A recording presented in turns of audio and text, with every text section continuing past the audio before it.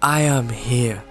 Such a simple yet powerful line that just magically calms you down despite whatever situation you're in. You just believe that 7'2", 562 pound blonde slick back Hulk like superhero will save you. I can't remember the last time that I believed in superhero. Maybe it was the first time when I started mimicking spatial ray after watching Ultraman Tiga during my childhood. Or maybe it was when I first discovered Spider-Man in Hollywood movie and started mindlessly searching for the next mutant spider to get bit on. Or maybe it was the time when I was screaming Henshin in front of a mirror, believing I can defeat the monster in the mirror world and be the last knight standing after watching Kamen Rider Dragon Knight. I can't remember exactly when I stopped believing in superhero. Maybe it was when I stopped consuming Marvel and DC contents. Maybe it was due to me growing out of the superhero phase. Or maybe, just maybe, I have lost interest and faith in the genre after I entered society. That was until I saw All Might. Oh boy, I never thought a grown-ass 20+ years old me would believe in superhero once again. The show that reignited my faith in the genre is no other than the day a weak bitch-ass green hair boy ate some hair and became super duper OP hero. My Hero Academia has absolutely restored the superhero fantasy in my mind, and the mangaka behind such an awesome work is no other than today's main protagonist of this video, KOHEI HORIKOSHI sensei. So without further ado, smash my intro!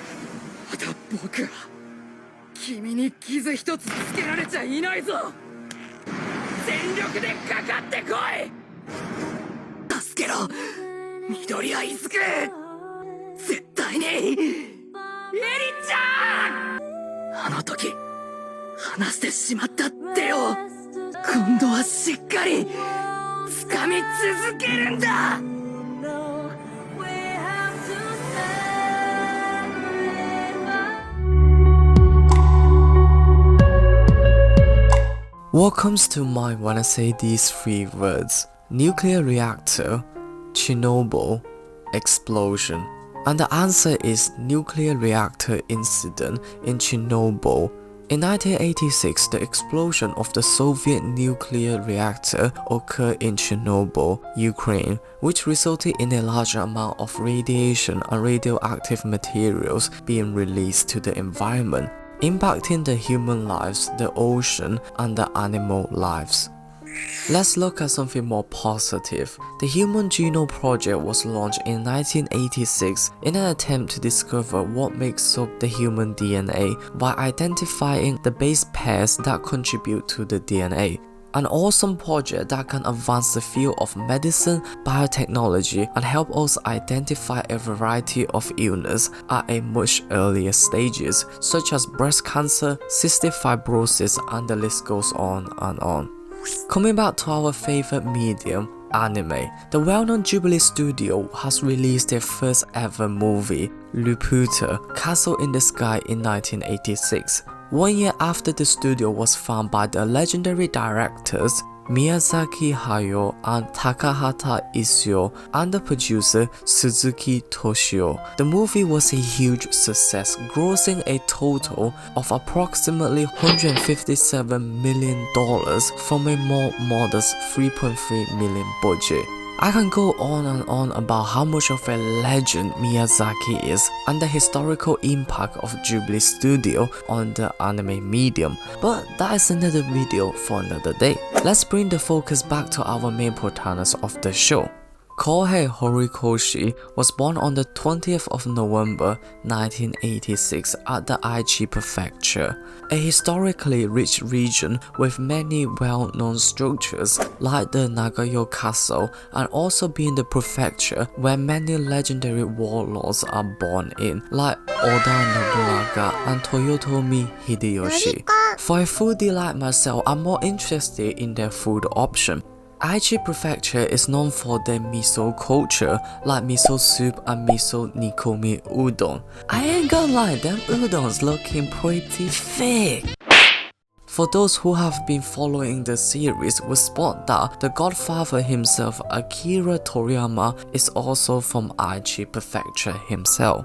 Every kid has a certain hobby or things they enjoy doing during their spare time, and for KOHEI HORIKOSHI, that is animal. As a result, he loves to visit zoo and aquariums. In fact, he goes to the port of Nagoya Public Aquarium frequently during his childhood, an absolute gigantic facility with over 500 species. Also, he really enjoys playing Japanese drum as a hobby.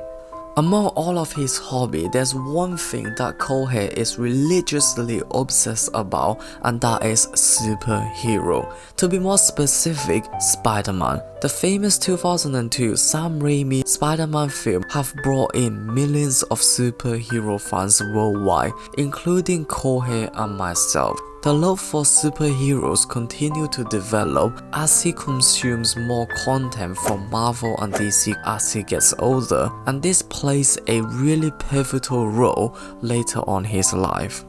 What sparked his interest in manga is worldwide phenomenon Dragon Ball. He fell in love with the crazy 7 Dragon Ball adventure of Goku and Puma, and the insane battle between Super Saiyan and Frieza. As a result, he spends much of his free time drawing Goku and other characters. He then starts showing his parents about his drawing, and they were shocked at how talented their kid is, and their response is very encouraging. That was the moment when the seed of becoming a mangaka has been embedded in KOHEI's heart. His love for manga develops as he consumes more and more contents. Some of his all-time favorites include Akira, Naruto, Boys on the Run, Chibi Maruko-chan, Tekkon Kikri, just to name a few. He is also a huge fan of Hideki Arai Sensei's work, Kichi, a manga about the ups and downs of Kichi's life journey. What draws KOHEI into the series is probably the incredible artwork that makes the stationery panel looks like a cinematic movie, which he described as a movie manga. His current all-time favorite is probably One Piece. After he fell in love with the series during the Arlong arc, when Luffy promised to help Nami, he viewed Oda as his inspiration growing up. Speaking about One Piece, he loves the series so much that him and his friend even submitted an artwork as a reader to Oda. The art from the 16-year-old KOHEI has been selected by Oda to feature in his manga.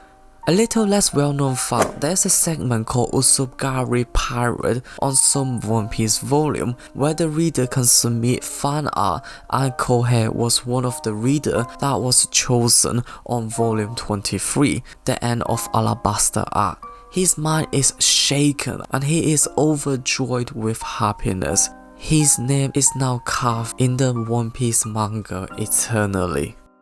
It was one of the best days in KOHEI's life, and this fuels his desire to become a mangaka further. But that was not the only encounter between KOHEI and Oda sensei. Not gonna lie, KOHEI's artwork at that stage is already better than vast majority of people at his age. Side note, Smoker is looking so badass, man. Speaking about artwork, his drawing style is heavily influenced by Yoyoki Nagata, the illustrator of the music sensation Shiori Experience. His special effect and use of panels definitely influenced Kohei's manga style. By the time he finishes high school, Kohei has decided to enroll into the local private university, Nagoya University of Art, studying in the design faculty to enhance his art foundation. But he quickly learns the sad reality that the skill he learned during college is not very compatible to be a mangaka. Probably due to the fact that he doesn't want to waste his degree, so he decides to finish it unlike someone. However, his desire to become a mangaka grew stronger every single day during college. After graduation, Kohei was in his early 20s. He needs money to survive in this society, so he started doing freelance work and a part-time job as an illustrator to meet ends needs. Some of you might be wondering right now, what happened to Kohei Horikoshi's dream? Well, here's what happened. During his college day, he saw Shonen Jump doing a few contests, and him being a hardcore Jump consumer, he thought why not give this contest a try. There's nothing to lose and see what life brings him. Oh boy. Fate is funny sometimes, isn't it? His sole entry at Shonen Jump contest has become one of the most important moments of his young life.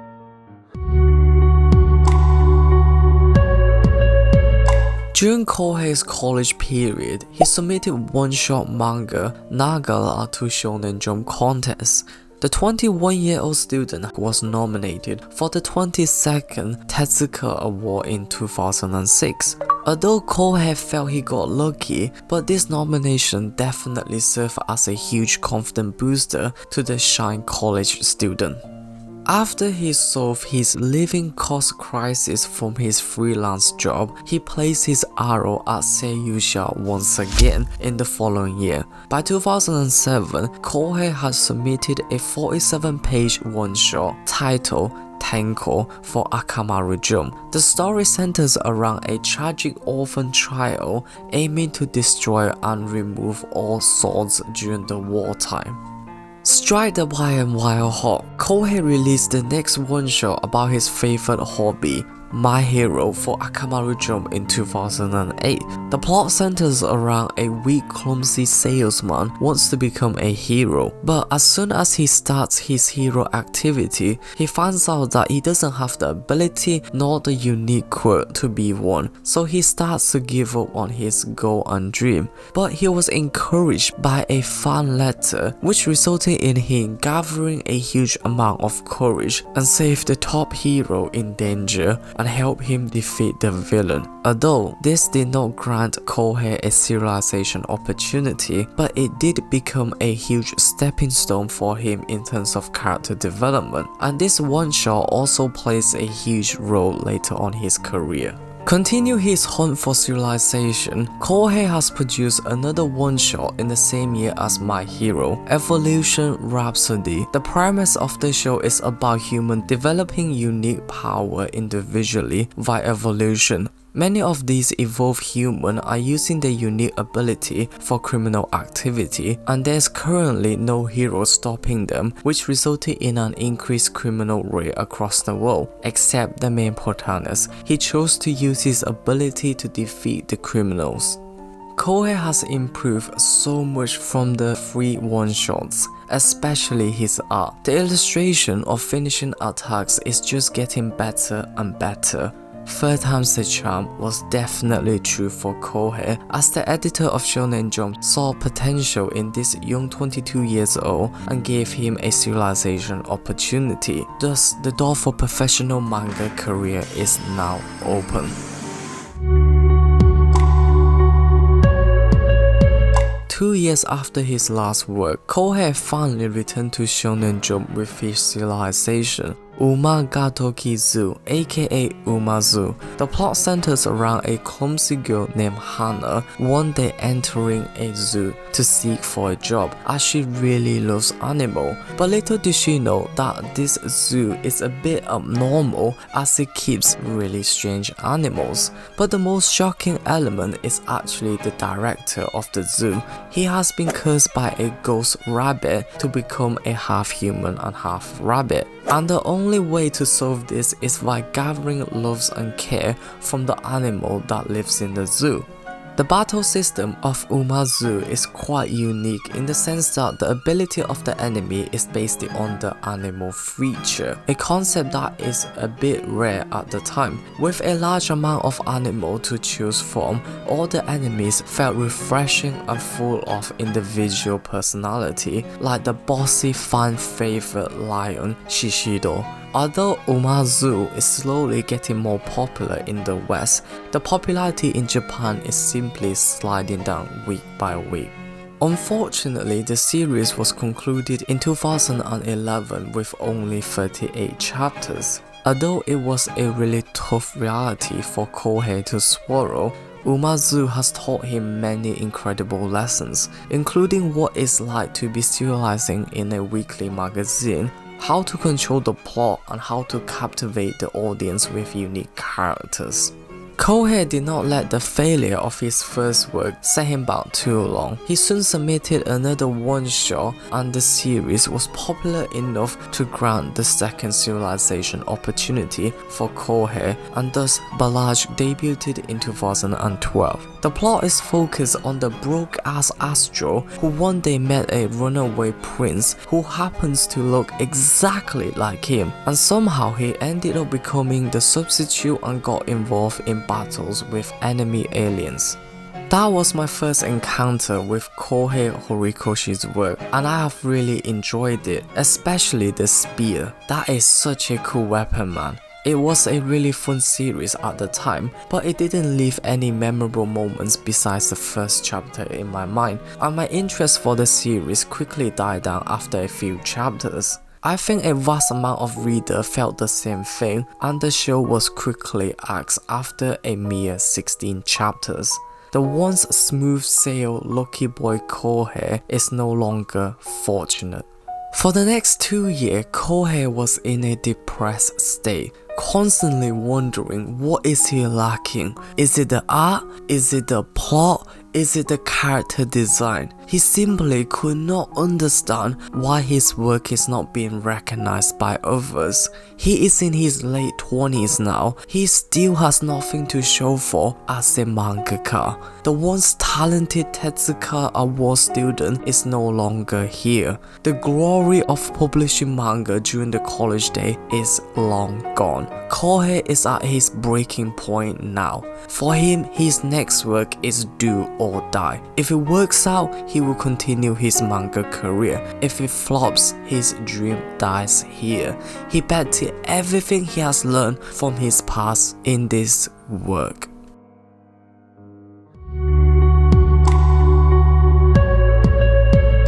For his last chance, KOHEI HORIKOSHI has decided to bet on his favorite genre of the world, superhero. He would rather die with his love rather than continuing with something that he doesn't like. So he used his favorite one-shot, My Hero, as the base of his next work. Now the theme and the setting has been determined, he needs a battle format. He picked his favorite battle system from his past work, which is the unique ability from Evolution Rhapsody, and tweaked it to become quirk. Once that is done, he needs to design the character. He really enjoyed the dual main protagonist setting from Barrage, and the most popular character from his past work is Shishido from Umazu, hence Bakugo is created. He loves curly long-haired female, so he unshamefully applied his personal taste and created the female protagonist, thus Uchako is designed. Finally, for the main protagonist of the show, he wants to create a character that is like him, at the same time it can relate to everyone else, hence a shy introverted hero otaku Midoriya is formed.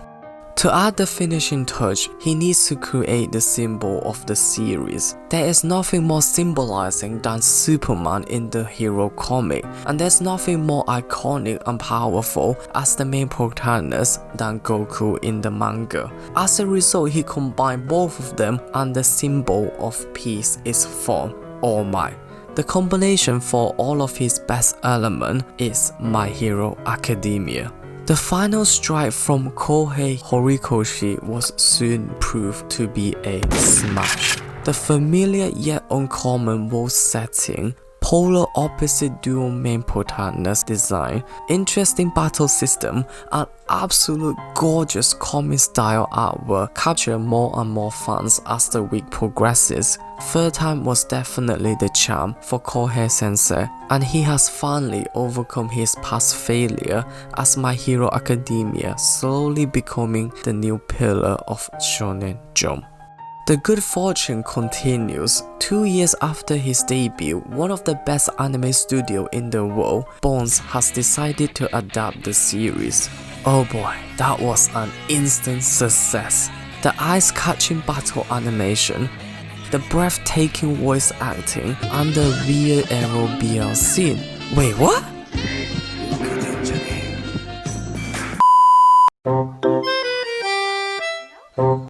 It resulted in My Hero Academia capturing millions of anime viewers, and it has captured a large amount of awards from sites like Crunchyroll. Bones witnessed both the success and failure of Attack on Titan. They really like the seasonal format where they can spend more time to enhance the anime quality, and to maintain the audience hype, they decided to release My Hero Academia every single year. This format is the perfect choice, and it allows the series to capture millions of fans, and it helped to propel the manga into one of the best series in Shonen Jump. I really enjoy My Hero Academia, and my favorite moment is the battle between All Might and All for One. It literally took my heart away. I can still remember it vividly. For me, it is on the same tier as Luffy vs CP9, Nine-Tail Naruto vs Curse Mark Sasuke, Ichigo vs Byakuya.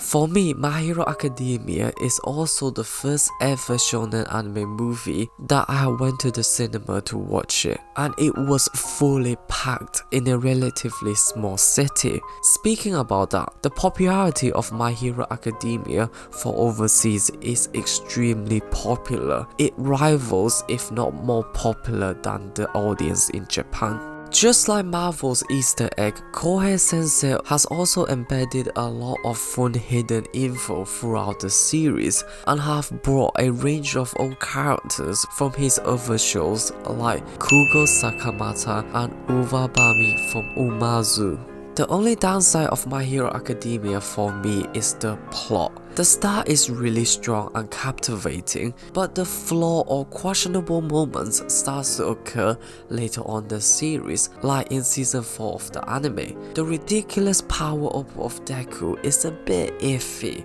The most mind-boggling thing is, how is Bakugo so popular? He's a f***ing dip bully. This prick bullied little Deku. How dare he? How could he hurt an adorable little kid like Deku?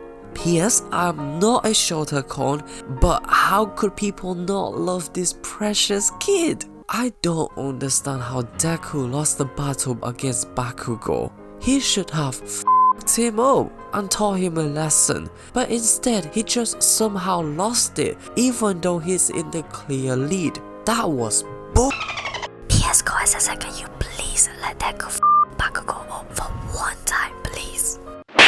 The poor plot management is somewhat expected, as Kohei Sensei mentioned it himself. He only planned the beginning and the end, and he just gonna develop the plot as he goes along. His original plan of finishing My Hero Academia in 30 volumes seems a bit far-fetched now. Not everyone can craft a story that links and ties everything together like Kishimoto Sensei himself in the shonen genre.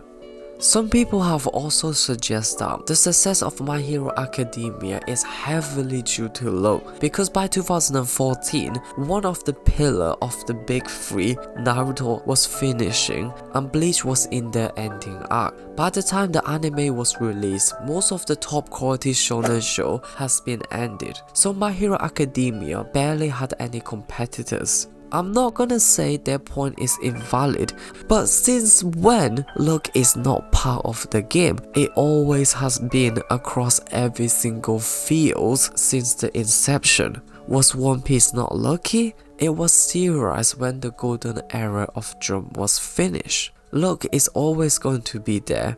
Luck is only for individual that is prepared and ready to utilize it. But overall, the goods of My Hero Academia still outweighs the flaws of the show. The series has unlocked a lot of accolades and achievements for the author, and unquestionably, it has made Kohei Sensei's name known globally. He has finally become the hero that he once dreamt about.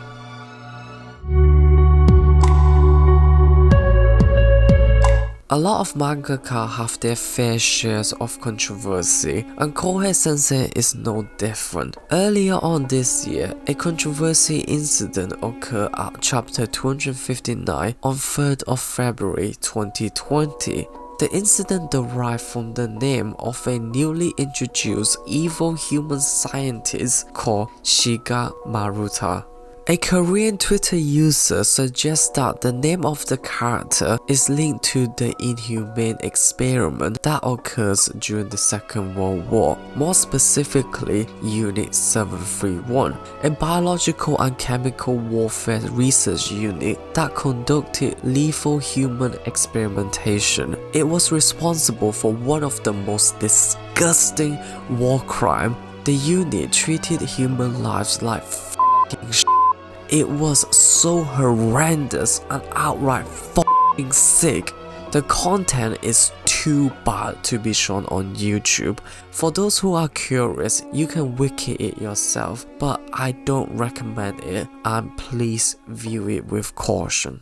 Many Korean, Chinese and Russian people were captured and became victims of Unit 731. Now, the link between the new character and the incident is the name Maruta, which sounds like circular wood in Japanese, and this was a derogatory word that was used by Unit 731 to describe the victim. And the first part of the name, Shinga, is actually the name of the virus that was used during the event. So it feels like Kohei Sensei is mocking these victims by placing their name on the criminal that conducted the experiment. Many people are rightfully furious at the incident, which resulted in Shonen Jump and Kohei Sensei apologizing and subsequently explaining the name creation.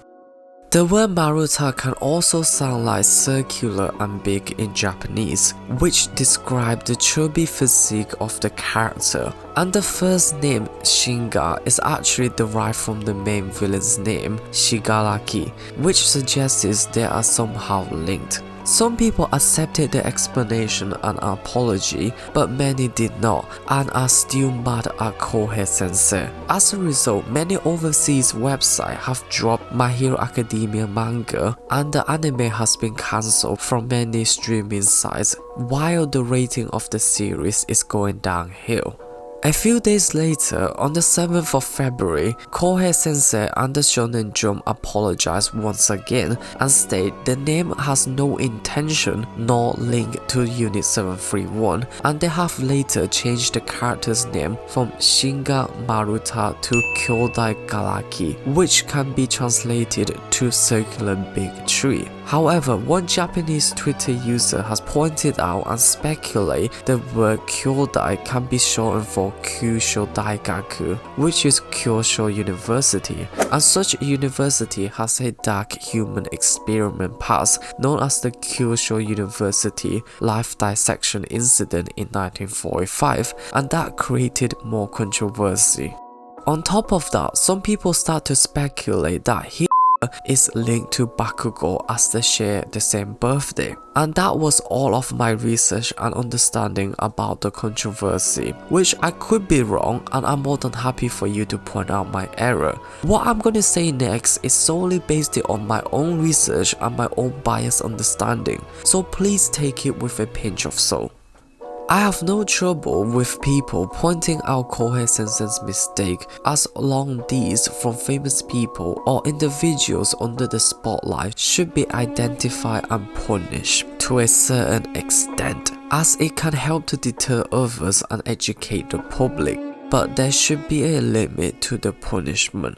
I feel it is injustice for people going beyond criticizing the deed and start attacking the individuals, insulting his slightly less common appearance, questioning his gender, talking mad shit about the series as a whole, using degrading and derogatory words to attack him personally, and worst of all, death threats. I feel like that is a bit too far, perhaps a bit ironic. Let's step back and look at the situation as a whole. Although the incident was mainly based on speculation started on Twitter, the name selection is insensitive, careless, and lack of research. But if you want to suggest that this is propaganda, brainwashing, or purposefully mocking the victim, then I think it is far-fetched. In terms of Bakugo, there are so many people with the same birthday, including many famous people like Andy Serkis, a famous director that works on Lord of the Ring and the Avengers. Kohei Sensei being a huge Marvel and movie fan, he just might chose that as the date. But that is just speculation, just like the one mentioned above. I think we should concern more about the intention. Was the intention malicious? Based on my research and watching interviews about Kohei Sensei, I found it difficult to believe the shy, timid, humble, superhero mania Kohei Sensei would have such a vicious intent. If he did, and all of this is an act, then he deserves an Oscar. Just because he is in the spotlight and his action gets magnified, it doesn't fully justify us treating him less of a human. Since when everyone is a judge now, and why should we crucify him socially based on a speculation? Stop being a social justice keyboard warrior, do the full research, listen to both sides of the argument. Don't be a sheep and just rush towards one side when you heard something. This is the lesson I learned from Naruto. Everyone hated Itachi, including myself. But guess what happened? We feel like a f***ing dumbass when the whole story is revealed to us. Don't judge things without knowing the full story. It is difficult, but that doesn't mean we shouldn't try. The author has already apologized. He changed the name of the character, and some of you are still not happy. What more do you want? To get his series cancelled, make him lose his job, and push him down the wrong path of life and ultimately commit suicide? Over what? Over a badly selected and designed name? Come on, man. The backlash is overblown, and I think there should be a boundary to this. Sometimes I do feel like the most evil thing in the world is not the villains. Instead, it is human sinister.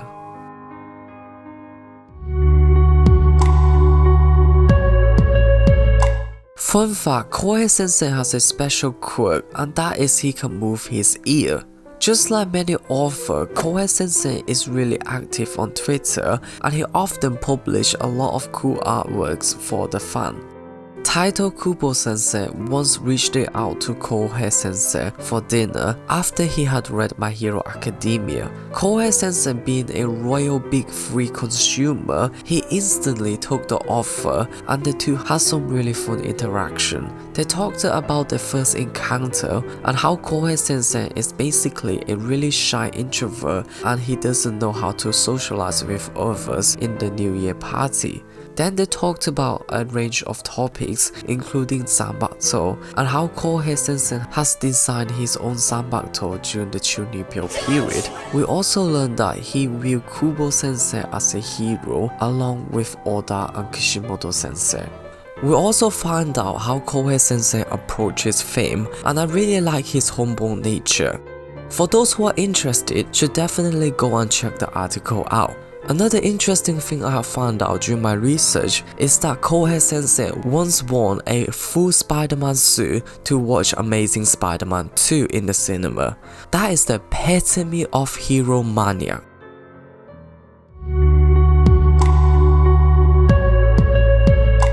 First and foremost, I just want to say thank you Weeb so much for the recent support. It has been amazing so far, and the voting system from the last Mangaka video works really well. I might continue that in the future. I hope you have enjoyed this video as the 1K sub special. Let's get back to the video.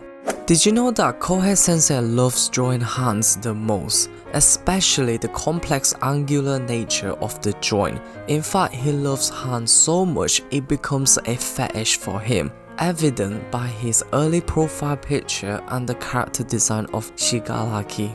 Like I've mentioned in the beginning of the video, Oda and Kohei Sensei had a little bit of encounter before his debut.